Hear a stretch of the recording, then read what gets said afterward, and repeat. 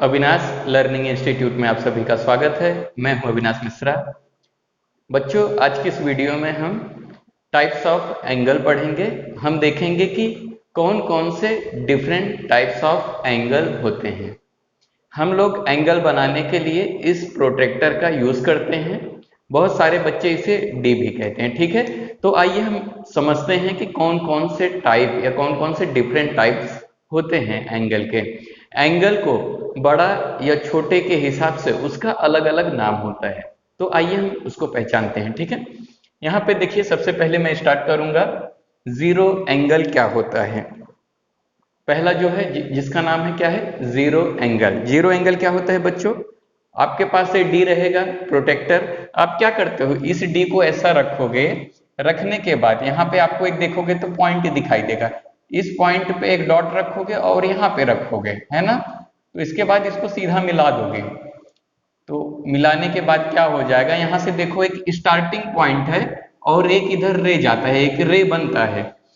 इसे हम क्या कहते हैं, इस एंगल को जीरो एंगल कहते हैं। जीरो एंगल क्यों कहते हैं, क्योंकि ये 0 डिग्री का होता है। अब जितने भी एंगल होते हैं सभी एंगल को डिग्रीज में लिखा जाता है, ठीक है। तो इसका वैल्यू क्या है, 0 डिग्री।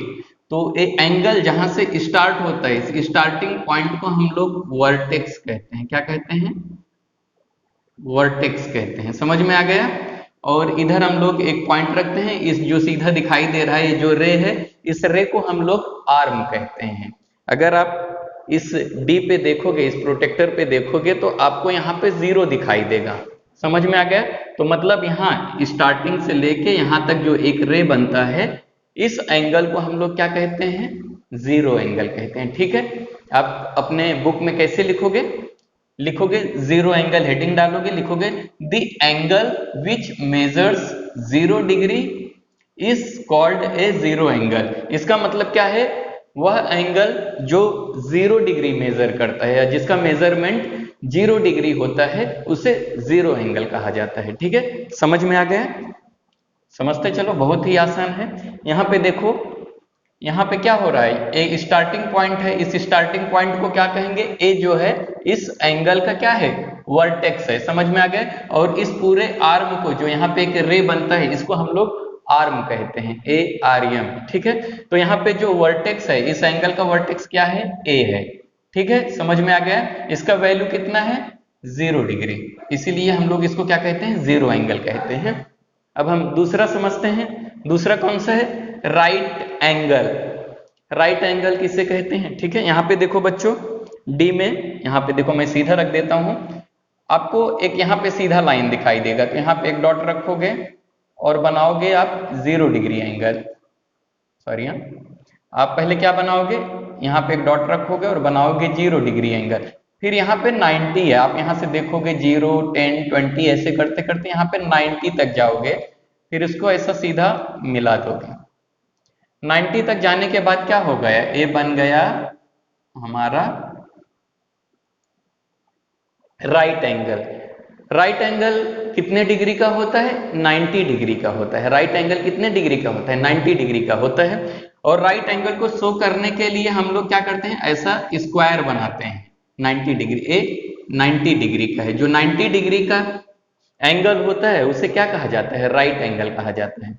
कैसे लिखोगे आप, यहाँ पे देखो, N angle which measures 90 degree is called right angle.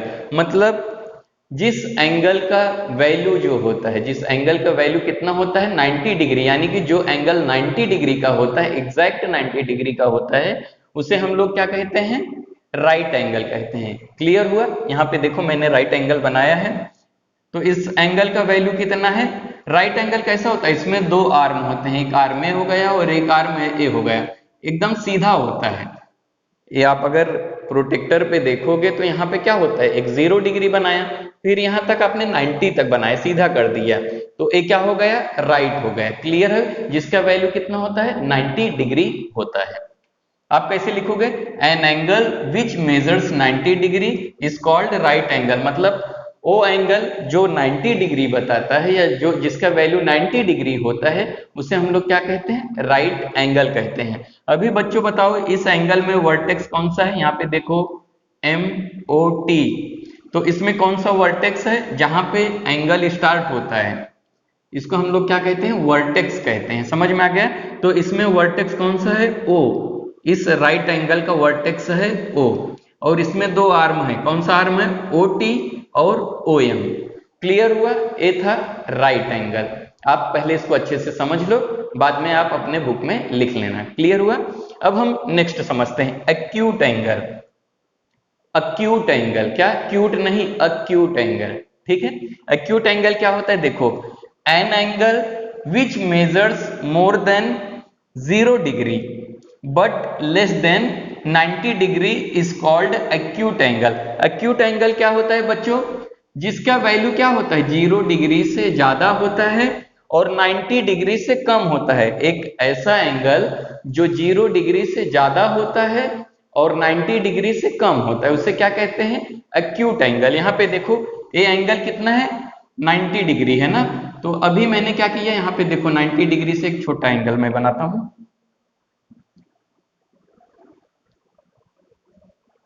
आप कैसे एंगल बनाओगे?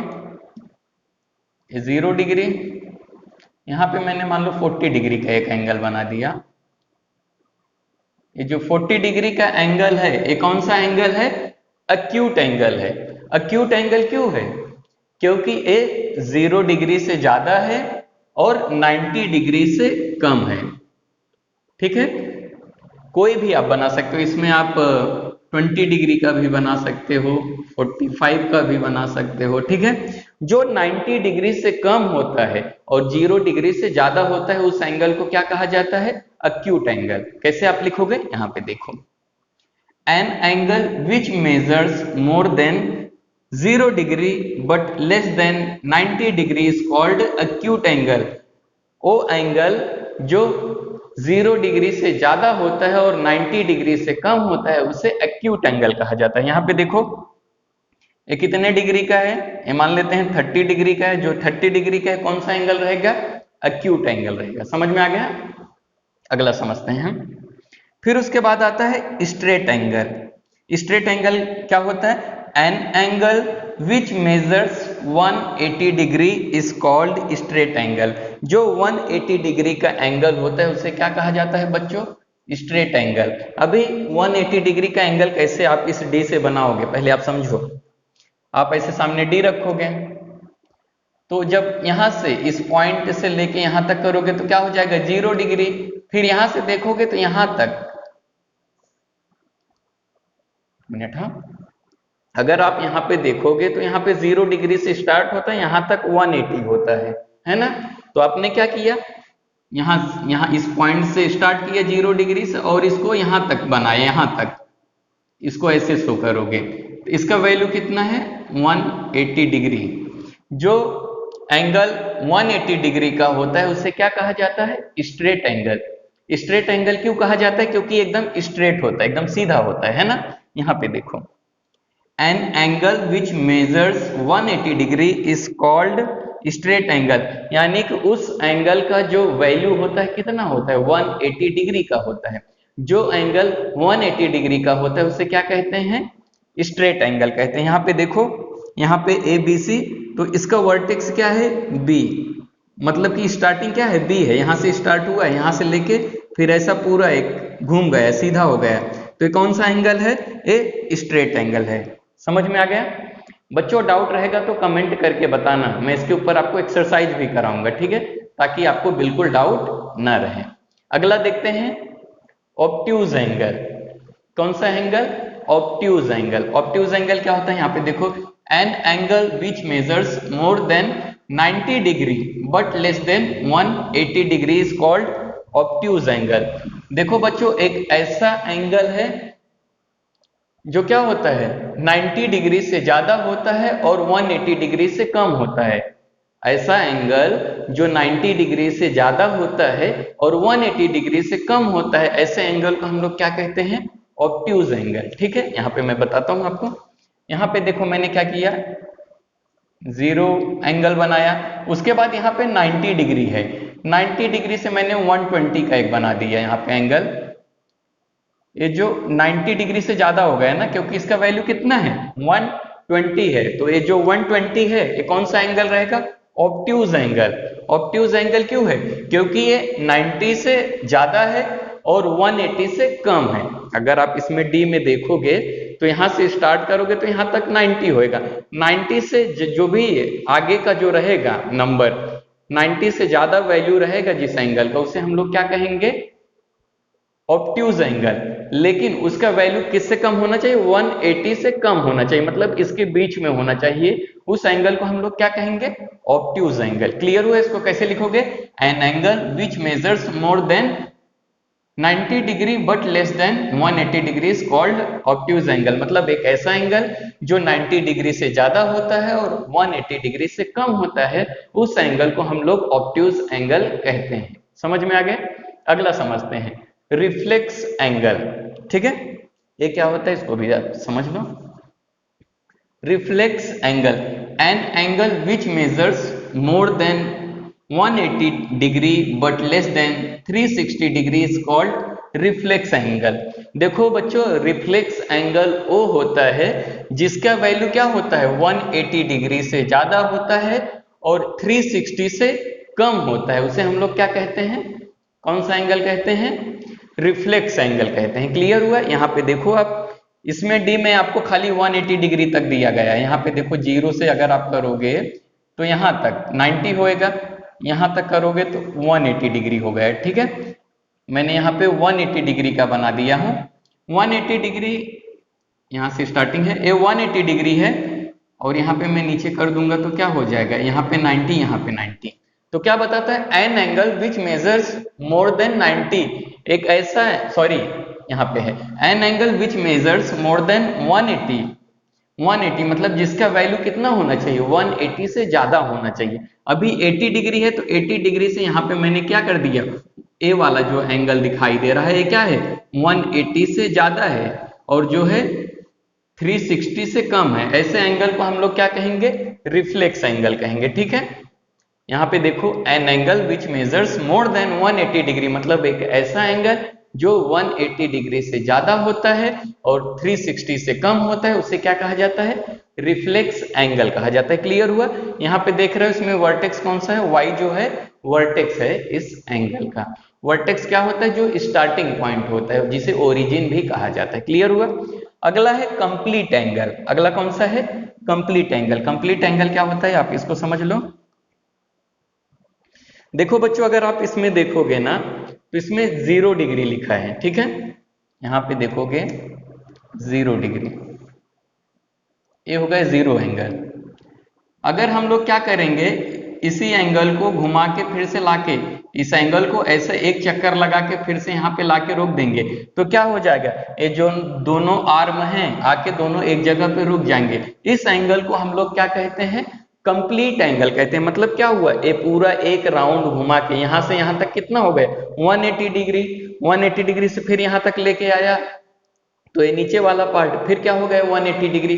180 डिग्री 180 डिग्री अगर करोगे तो कितना हो जाएगा? 360। यहाँ पे देखो, N angle which measures 360 degree is called complete angle. मतलब वह एंगल जिसका वैल्यू कितना होता है? 360 होता है, उसे क्या कहा जाता है? Complete angle. ध्यान दो, 0 एंगल को हम लोग ऐसे शो करते हैं और 360 डिग्री एंगल को हम लोग इस तरह से एक ऐसा सर्कल बनाते हैं। सर्कल क्यों बनाते हैं? क्योंकि ये कंप्लीट घूम गया। इसे क्या कहते हैं? कंप्लीट एंगल कहते हैं। ठीक है, अभी मैं कुछ यहाँ पे एंगल बनाता हूं, आप बताओ कौन सा एंगल है। ये 90 डिग्री का है। कौन सा एंगल है बच्चों?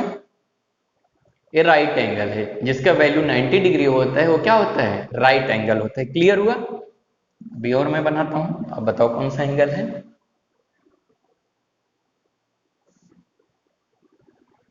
ये कौन सा एंगल है? अक्यूट एंगल है। कौन सा एंगल है? अक्यूट। अक्यूट क्यों है? क्योंकि इसका वैल्यू 0 से ज्यादा है और 90 से कम है। ठीक है, और एक यहां पे देखो,